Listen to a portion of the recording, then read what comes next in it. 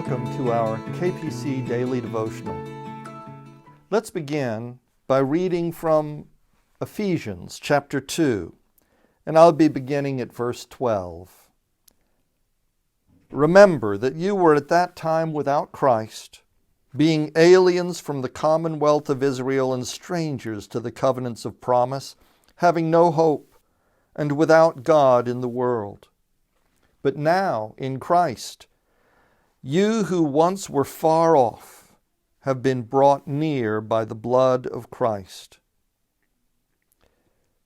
So he came and proclaimed peace to you who were far off, and peace to those who were near, for through him both of us have access in one Spirit to the Father. So then you are no longer strangers and aliens, but you are citizens with the saints and also members of the household of God. This week we've been hearing reflections from my collection, according to Barclay, Reflections on Life in the Human Pack. And today I'd like to share with you The Dog Who Doesn't Like Men. My wife had gone on a working vacation for a few days and was due to come home when she called, "Dear, there's this dog that I told you about, the one no one wants. I know we have so many dogs already, but I was thinking we could foster her until we can find another home for her. Can I please bring her home with me? Please?"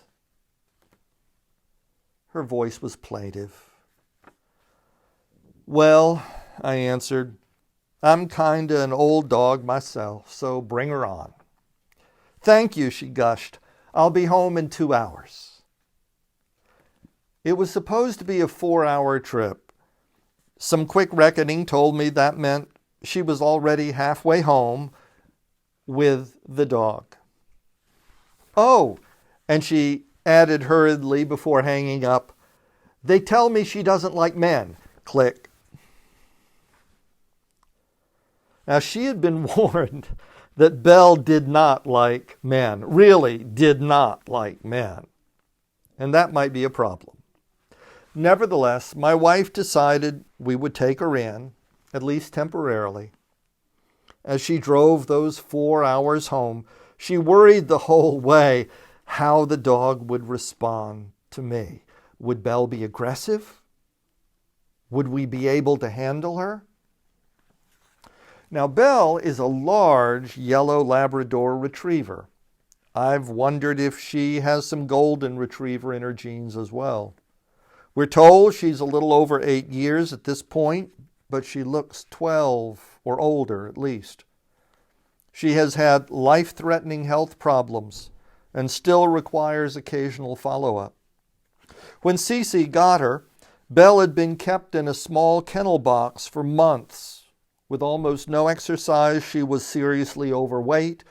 Her long claws had begun to curl. She couldn't run more than 3 or 4 steps. Her eyes were dull and sad. No, they were hopeless. Everything else we know had to be painstakingly pieced together out of unsubstantiated hints and rumors. Belle had belonged, we were told, to a woman who got her around her 40th birthday. Her mama had drifted into drugs, finally methamphetamines. She'd go on binges, disappearing for 3 or 4 days at a time, leaving Belle shut in without food, sometimes without water. It was a hard life. We can only surmise how Belle came to dislike men.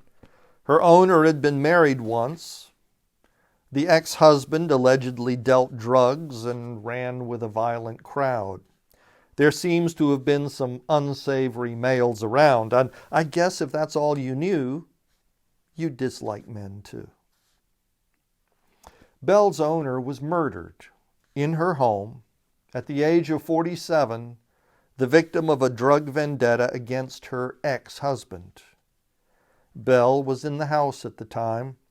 The killer was probably a man. Belle was shunted off onto an overworked dog rescuer who really didn't have the place or time for one more, but couldn't bear to see her put down. For the next 8 or 9 months, Belle lived in that kennel box. She was let out twice a day to stretch and do her business. Otherwise, she lay there and ate. Her foster parent held out little hope of ever finding a permanent home for her. After all, most people want a cute little puppy, not an old, neglected, and heartbroken dog with health problems. And so my wife heard about Belle, and after much prayer and deliberation found herself driving across the Carolinas with a big yellow lab, the dog who doesn't like men. That's when she called to ask me. But then we both understand how precious a safe haven can be. Yeah, bring her on. But now I had to wonder how Belle would react to me, this dog who didn't like men. She might avoid me, or slink away to hide, or growl menacingly, or bite. Would I need to protect myself somehow, or just take the risk? Cece called again just before she arrived, so I could be waiting on the porch. She let Belle out of the car and through the picket fence into the front yard. After sniffing for a few moments, Belle saw me. She wheeled and bolted towards me as fast as she could. Cece held her breath. I extended the back of my fist for Belle to smell. She paused only a moment, pushed my hand aside, and then buried her muzzle between my knees. And with a deep sigh, she leaned into me. She was home. Since that moment, Belle is a daddy's girl. This dog who doesn't like men sits by my chair, lies at my feet, rolls over for tummy rubs, stands with her face leaning against my thigh, all with a funny little contented grin only labs can make. Call it a drama of redemption. Like all the people who don't like God, who hold God responsible for whatever disappointments life has dealt them. And yet, He waits on the porch for just the right moment when we finally can come home. When we meet Him, we know Him and realize we're safe at last. It's also a parable of gratitude. After a hard life, Belle knows she's received a second chance. After danger and deprivation, she's safe now. And she appreciates it. Her little lab grin tells me so. Jesus said that whoever has been given much loves much. Actually, we all have been given much. We all have much to be grateful for. Of course, foolishly, when life is good, we like to think we earned it. It's when life is hard that we recognize grace for what it is.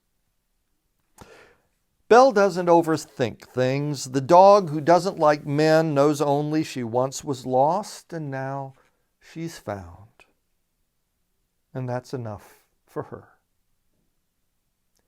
I wish you a blessed day ahead. Goodbye.